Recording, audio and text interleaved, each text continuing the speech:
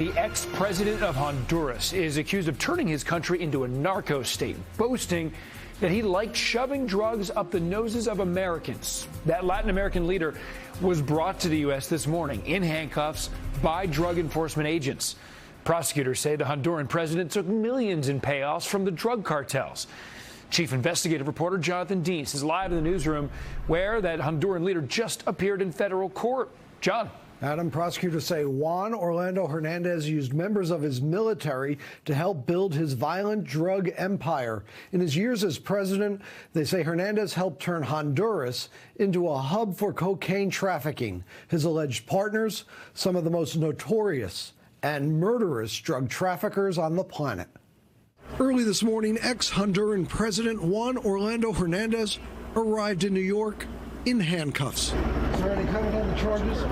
DEA agents led Hernández to a waiting SUV.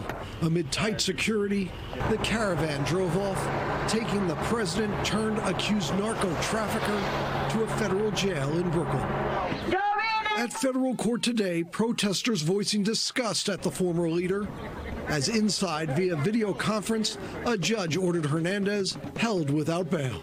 Justice Department officials say during his Honduran presidency, drug traffickers were given virtual free rein. Because of these alleged crimes, communities in the United States suffered, and the people of Honduras suffered. The people of Honduras turned out yesterday to watch as their former president was led away for extradition by a small army of police. Hernández was filmed being transported via helicopter to an airport, where DEA agents were waiting for him to be turned over for the flight to New York. If you turn the power of the state into a violent drug trafficking machine, if you allow violence and murder to flourish at the hands of the cartels, then the DEA will stop at nothing to hold you accountable for your crimes.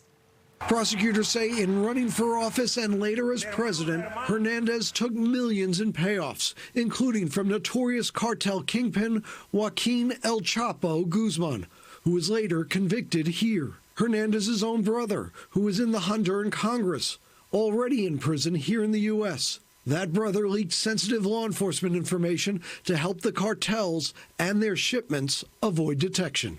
As president, Hernández publicly told the Americans he would assist in the war on drugs. Prosecutors say privately, he laughed alongside cartel leaders.